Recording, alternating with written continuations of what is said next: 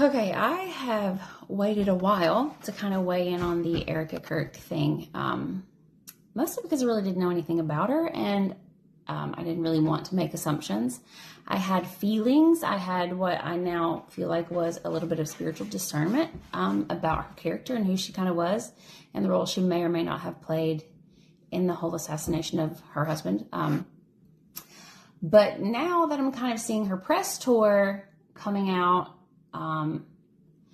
it's just not passing the vibe check. And I think a lot of people probably feel this way, right? Like, I'm watching her, and I've been saying this for about a month and a half. My really close friends whom I've discussed this with can attest to this. Like, I've kind of always said that I feel like she was involved in some way. Not that she killed him, either involved or involved in the cover-up or something, but kind of lately how I feel is that Candace Owens was 100% correct about everything that she has been saying.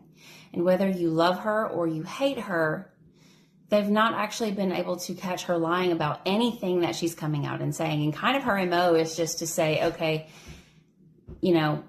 this is what happened. And then she will wait a couple of weeks and then they'll come out and say, no, that didn't happen. And then she'll just drop the receipts. She'll drop the proof.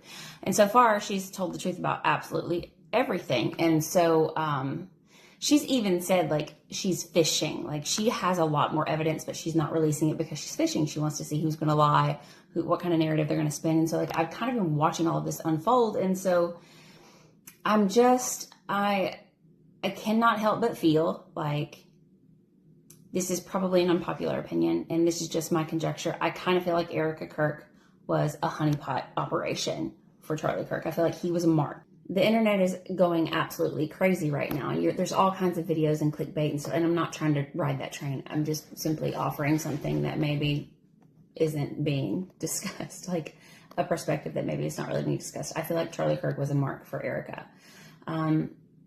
And, she's gorgeous. Charlie, for all of his wonderful qualities, he's brilliant, great businessman, like had a vision.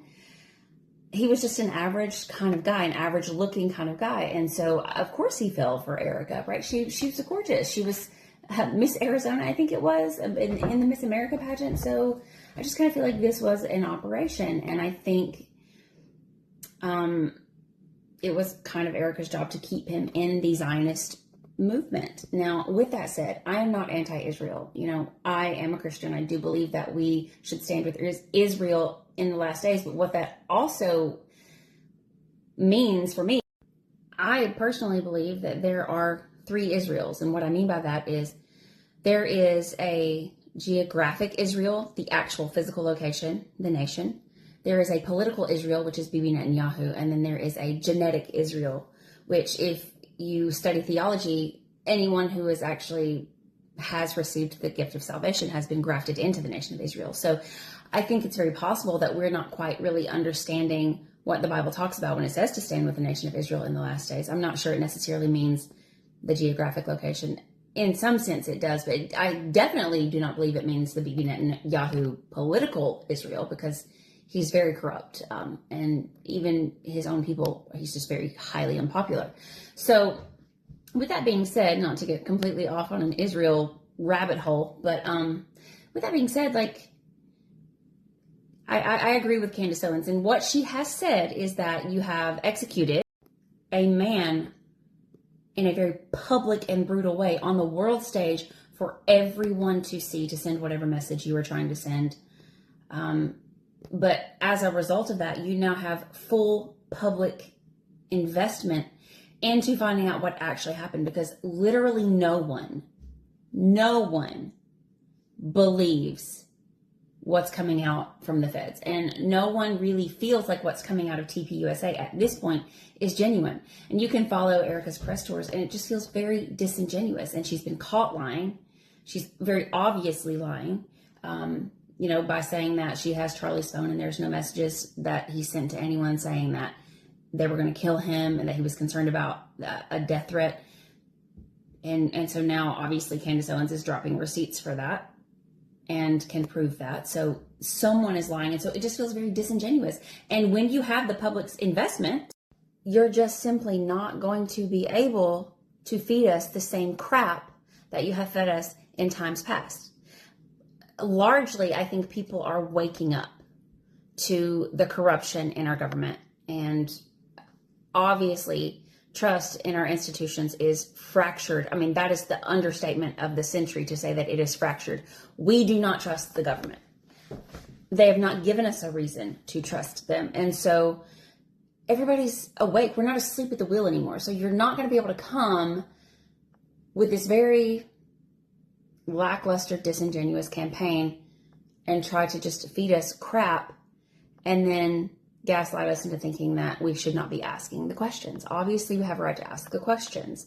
So, like I said, love her or hate her. You cannot say that Candace Owens has been caught lying about anything that she has put out in the public about this investigation. Obviously, I have no proof. I'm not a journalist. I don't have sources. This is just my conjecture, my feeling, my hypothesis, and my theory. Call it a conspiracy theory, if you will, that Erika Kirk was an asset of sorts and that Charlie Kirk was a mark and she was a honeypot trap, and the purpose was completely to infiltrate his operation. For whatever reason, I have my thoughts on that, but I will just keep those to myself. But I'm so interested and invested, I think like all of us are, to really see where this goes. And shots are being fired on both sides. And it's really not looking good for TPUSA, which I'm really genuinely sad about, because the movement under Charlie Kirk was phenomenal. And so, yeah, I'm just kind of like with bated breath, waiting with popcorn, like watching this thing unfold. And I'm so interested to see where it goes.